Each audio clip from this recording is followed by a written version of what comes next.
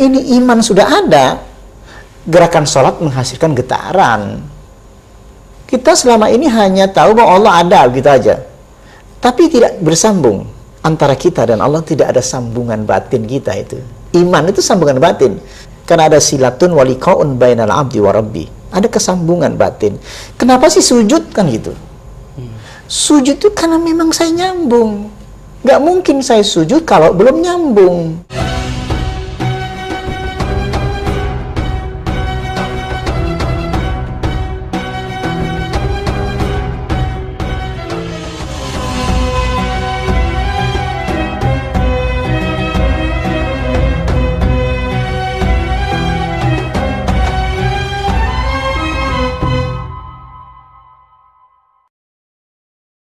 Assalamualaikum warahmatullahi wabarakatuh.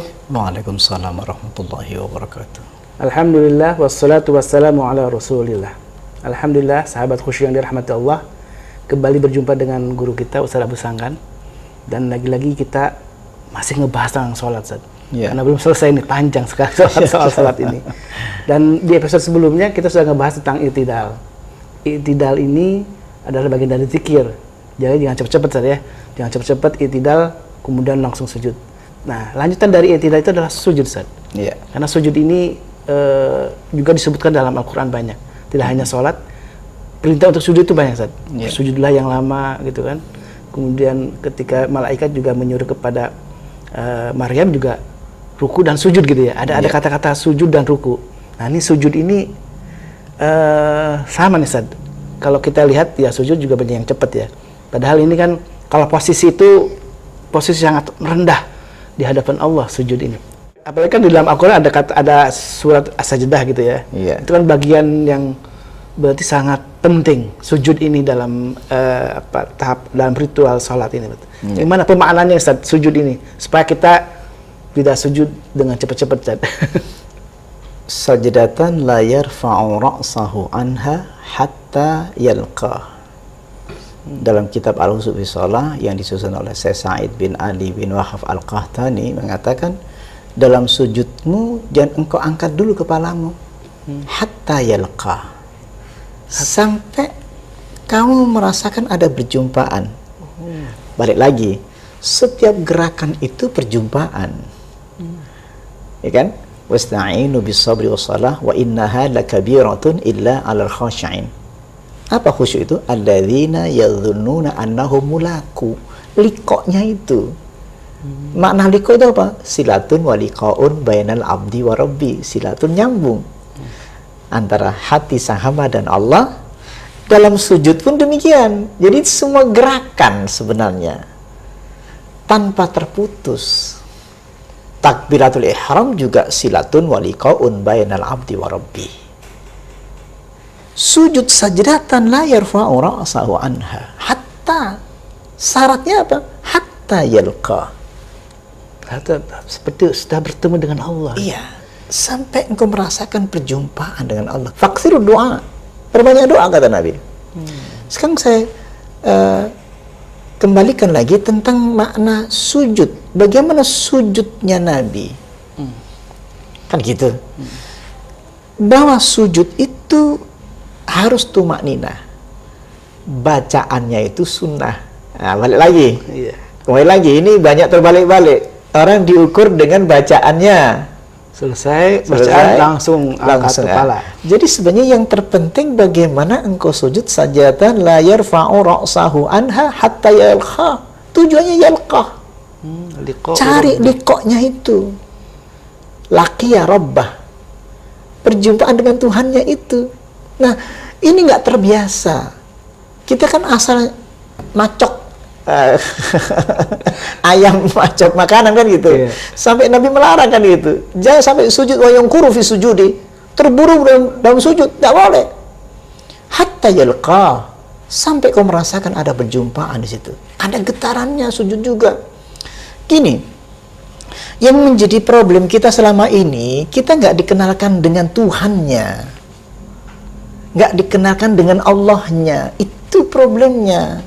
Kita tahu nama Allah, tahu gitu loh, tapi tentang Allah yang dimaksudkan yang seperti apa. Ma'rifatullahnya Ma'rifatullah itu bahwa walaupun Allah itu tidak bisa ditembus oleh mata saya, la tudrikuhul absar wa huwa yudrikul absar wa huwa latiful khabir. Allah tidak bisa dilihat oleh mata saya. Setuju saya itu, sangat setuju. Wa huwa yudrikul absar. Dan dia melihatmu, memperhatikan kamu, mengamati kamu. Itu kesadaran keimanan. Alladzi yaraka hina taqumu, dia melihatmu hina taqumu, di saat berdiri kau dilihatnya Allah. Wa taqallubaka, gerakan menuju rukuk sujud, fis sajidin. Allah berfirman seperti itu. Allah perhatikan kamu loh ketika berdiri, gerakan menuju rukuk dan sujudmu, dilihat Allah. Nah, kalau ini iman sudah ada, gerakan sholat menghasilkan getaran. Kita selama ini hanya tahu bahwa Allah ada, gitu aja. Tapi tidak bersambung. Antara kita dan Allah tidak ada sambungan batin kita itu. Iman itu sambungan batin. Makanya sambungan batin itu innamal mu'minuna alladzina idza dzukirallahu wajilat qulubuhum wa idza tuliyat 'alaihim ayatuh zadatuhum imanan. Itu tuh.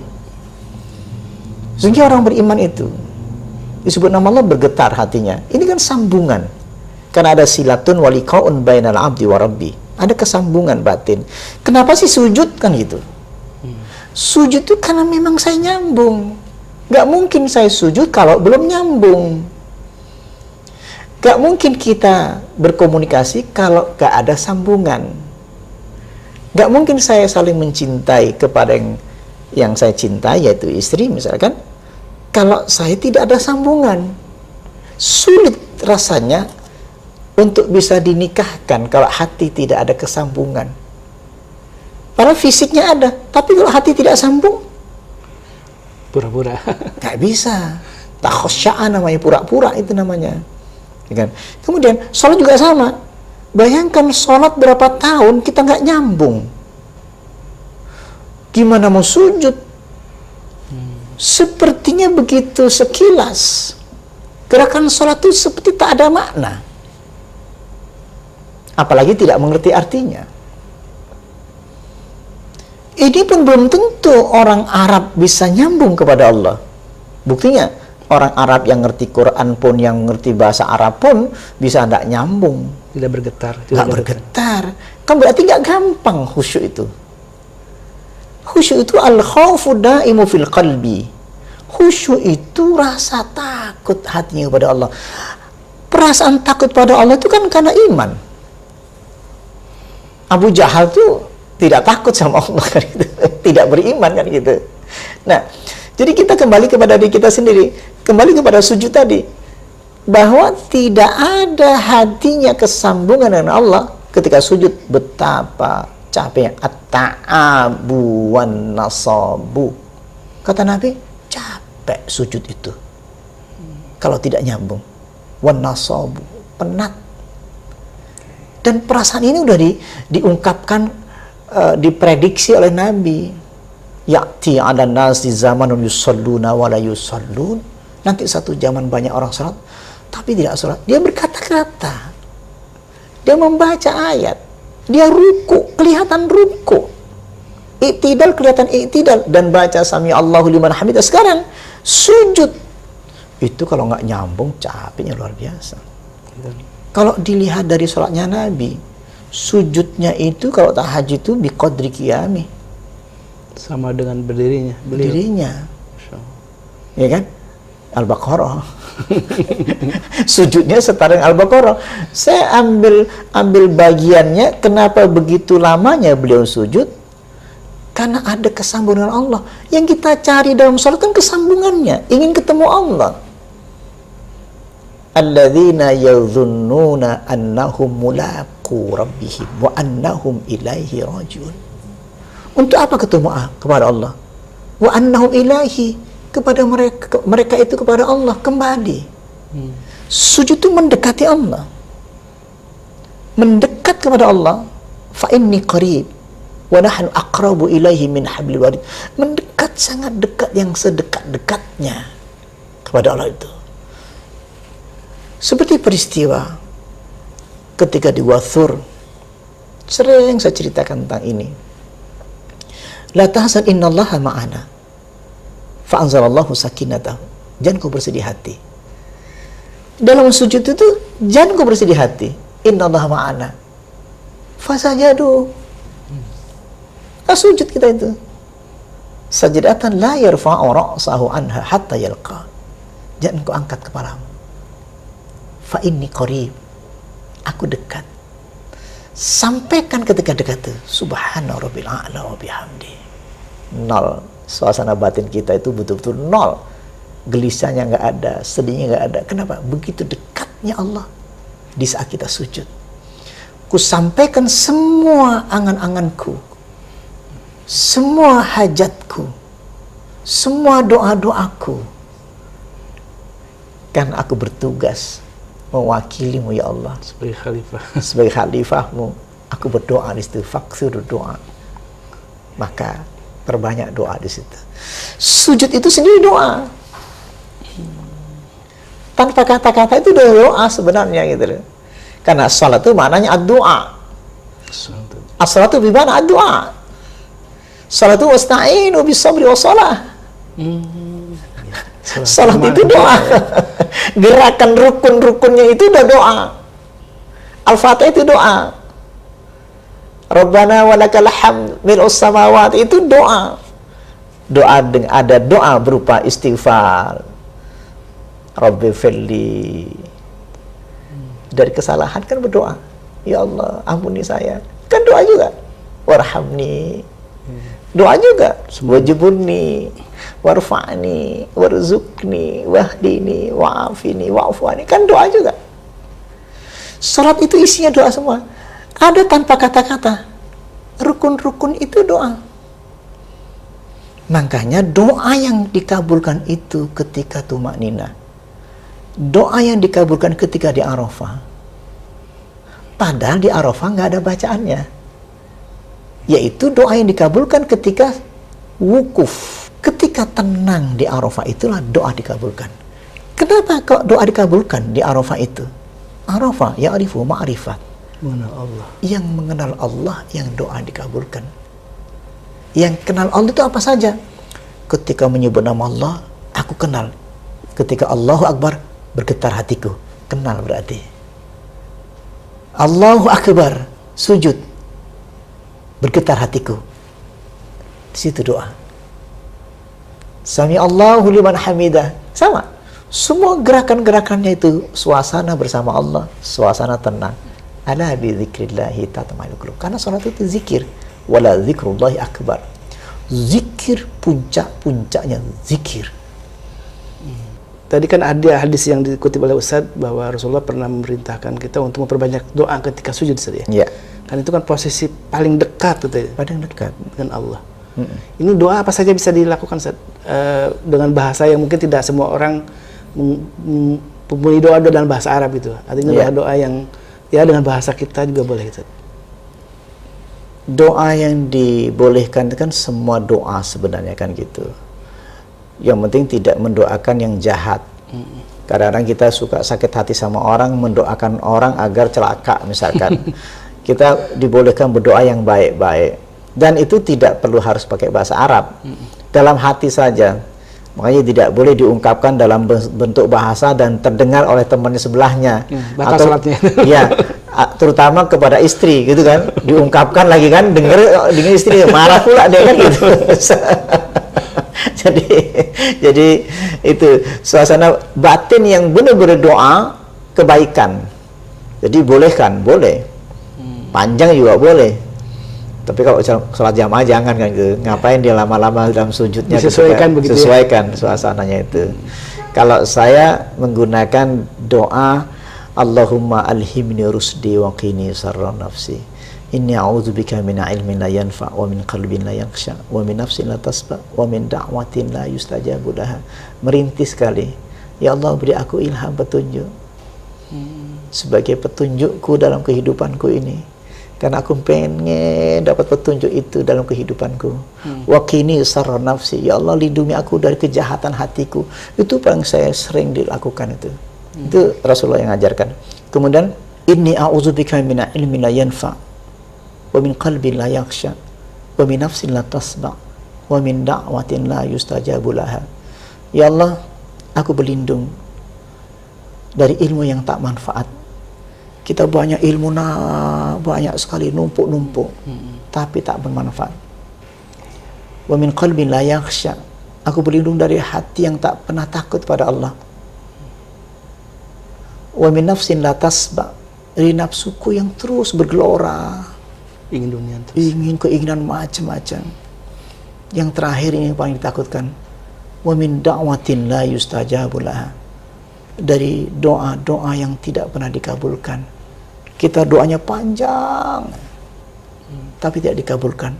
Hanya dua itu yang saya pakai dalam sujud doa terakhir, terutama itu saya ajarkan juga kepada santri-santri agar berdoa ini. Nah, ini mudah-mudahan manfaat untuk semuanya itu. Tadi soal doa yang tidak diijabah itu berarti Ustaz ya,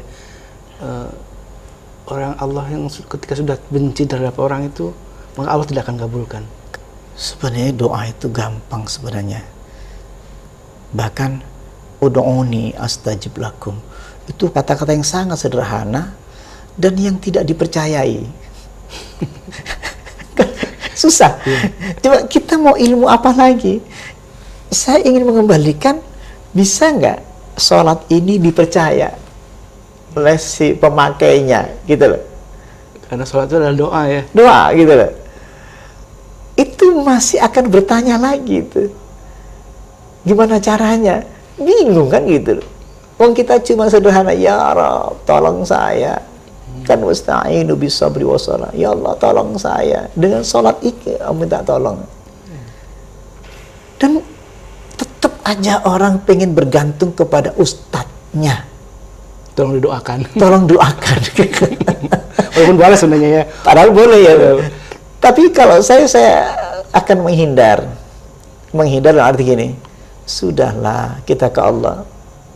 Jadi kita tempat bergantung. Secara mental dia bergantung. Nah, begitu dia bergantung, nyaman. Apalagi dikasih jalan keluarnya nyaman. Takutnya malah akidahnya, tauhidnya jadi Akidah, malah tauhidnya tergerus ya. tanpa sadar akidahnya tergerus. Gitu lah. Pada Allahus Samad benar ya. Seolah-olah si sayanya, anggaplah begitu ya, seolah-olah kita menjadi penyelamat bagi dia, penyelamat keluarganya, problematikanya. Apalagi saya punya problem, saya nggak bisa kemana-mana kecuali sama Allah. Cukup saya sholat. Ini yang nggak familiar kepada masyarakat pada umumnya. Ini yang menjadi problem. Makanya kenapa sih saya menyemangati tentang bab sholat ini, karena sudah hampir punah hatinya, punah kepercayaannya. Itu yang ngeri, punah kepercayaannya terhadap Allah, terhadap sholat itu sendiri. Iya. Kan apapun persoalannya, apakah sholatlah kata Rasulullah. Sholat, tapi kita kan nggak dipercaya. Aku udah sholat kok, itu yang susah. Kok nggak dijawab doanya gitu kan, selalu begitu ya? Iya, terus kenapa ke saya? Barangkali Ustadz bisa mendoakan lebih bagus dan diterima oleh Allah, diijabah sama Allah. Oh, ngeri kali kan gitu. Saya bilang, pernah ada orang datang, saya bilang, yang berkepentingan itu lebih serius daripada saya. Iya, betul. Kan gitu. Betul. Saya yakin saya tidak akan serius. Beda dengan yang berkepentingan. Cuman percaya apa tidak? Sementara Bapak Ibu sekalian datang ke saya, datangnya pun jauh-jauh serius. Harapannya saya mendoakannya. Padahal mengharapkan doa dari saya, kan saya minta sama Allah. Kalau Allah mau, Anda saja berdoa nggak diterima, apalagi saya. Kenapa? Karena saya juga nggak mungkin serius. Nggak mungkin. Problemnya begitu beratnya, kan tidak dalam banget. Saya tidak menghayati problem Anda. Sementara Anda punya problem yang engkau hayati. Dan itu perlu sampaikan ke Allah, bukan ke saya. Wallahi tidak mungkin saya serius. Itu aja pegang. Jadi yang terbaik itu adalah sendiri dalam sholat tahajudnya, sendiri dalam sholat sunnahnya, sendiri berdoa sendiri. Dan gunakanlah dalam sujudmu. Ya? Dalam sujudmu perbanyak fakir doa di situ. Itu sudah cukup sebenarnya itu. Nah ini kan perlu kesadaran dalam banget itu. Ini kan penting banget. Itu harus dihidupkan kembali. Kita ingin mengembalikan, menghidupkan ini loh, yang telah ditinggalkan lama. Kenapa? Kita bahaya. Bahaya apa? Sholat ini semua semarak sholat itu. Tapi bersamaan itu problem semuanya. Tapi tidak selesai. Mestinya kita berangkat ke masjid, itu sudah niat menyelesaikan problem dengan keimanan. Keimanan itu maksudnya gini. Ketika saya punya problem, saya terima dulu, saya ikhlas atas musibah ini. Makanya orang berangkat ke masjid itu udah berseri-seri, udah bahagia, nggak apa-apa kok. Masalah itu, saya terima musibah ini terjadi kok. Maka di sini setelah diterima, baru sujud yang sempurna. Wasta'inu bis-sabri was-shalah. Mintalah tolonglah kepada Allah. Jangan hapus sangkan.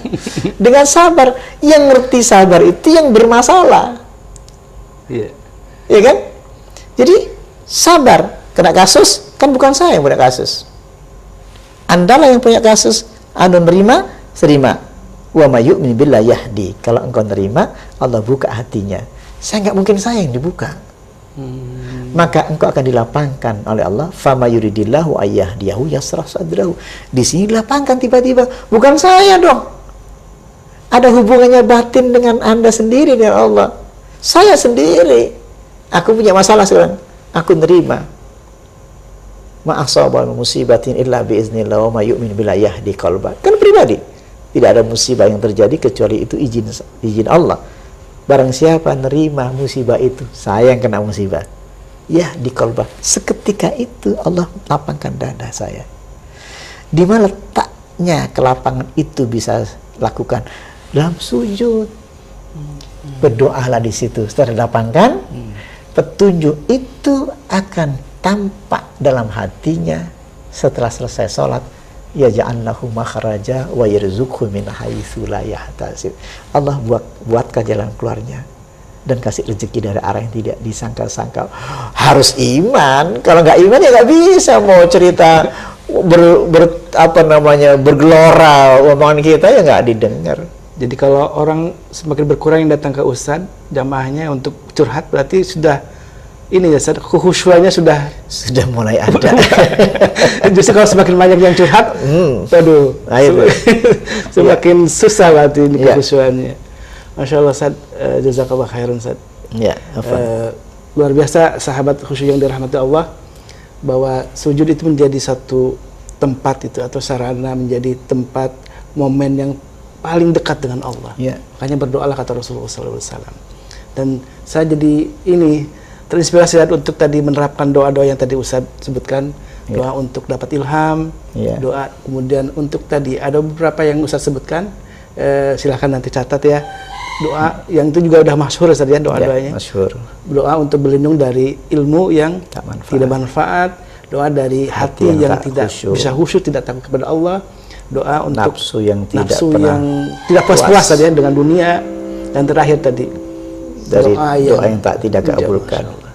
Semoga kita bisa menghayati dalam sujud kita dengan doa-doa yang disunnahkan oleh Rasulullah Sallallahu Alaihi Wasallam.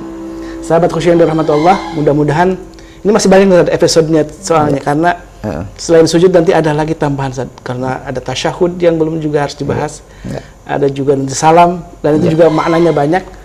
Mudah-mudahan sahabat khusyuk terus mengikuti kajian bersama Ustadz Abu Sangkan, kajian seputar sholat.